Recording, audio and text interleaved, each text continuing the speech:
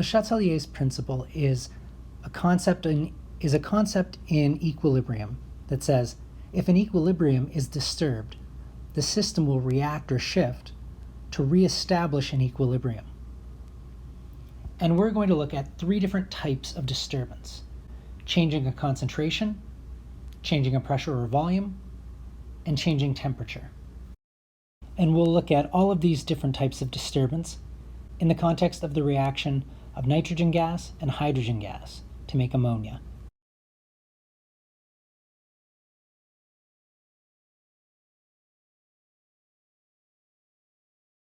So the first type of disturbance we'll look at is the changing of a concentration. If you add or remove a reactant or product, that's going to cause a change in the Q value in the reaction quotient. Q is now going to be bigger or smaller than K.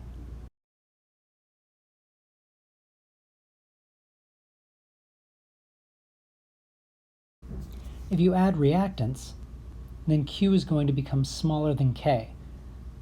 That is, the denominator is going to get larger. And we know that when Q is smaller than K, the reaction will shift to use up some of the excess reactant in order to make products until the equilibrium conditions are reached again.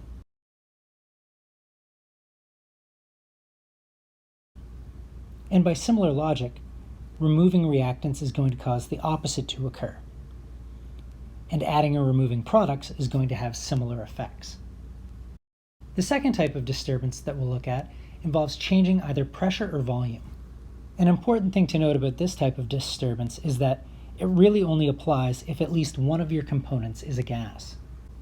If you increase the pressure or decrease the volume, causing a similar effect, you're going to cause a shift in the reaction to the side with fewer stoichiometric moles of gas. For the reaction of nitrogen and hydrogen to produce ammonia, if you increase the pressure, the reaction is going to shift to the right.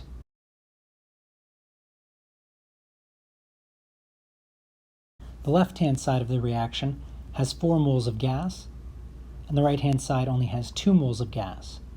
When you increase the pressure or decrease the volume, the reaction will shift to the side with fewer moles of gas, in this case, the NH3 side. And decreasing pressure or increasing volume is, by the same logic, going to do the opposite. And while it might not be as obvious as with concentration changes, this type of change is also going to affect the value of Q. And it doesn't matter whether you're talking about a QC or a QP either. Either concentration or pressure expressions are going to give you the same directional change.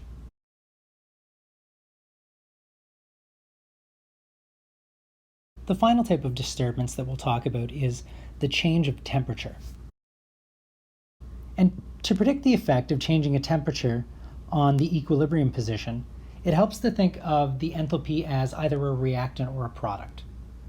So if your delta H is less than 0, you have an exothermic reaction, and that means heat is produced. So you can treat enthalpy as one of the products. And by the same kind of argument, if your delta H is bigger than 0, you have an endothermic reaction and heat is required for the reaction to proceed, so you can treat it as a reactant. In our example, we have a negative delta H, so we can rewrite our expression with heat as one of the products. So if you increase the temperature, you're adding heat to the system, and we've seen that equilibria will shift to avoid the addition of a specific component. So in this case, our heat is a product, so if we add additional heat, the reaction will shift to the reactant side. And a similar argument can be made for cooling the system. If you reduce the heat by reducing the temperature, the reaction will shift to produce more heat. So in our example of nitrogen plus hydrogen giving you ammonia and heat, if you cool the system, you're going to make more ammonia. And a similar kind of argument can be made for endothermic systems as well. Now, unlike changing the concentration or changing pressure and volume, changing the temperature causes a shift in equilibrium because of its effect on the equilibrium constant. And we can show you how this works in a small table.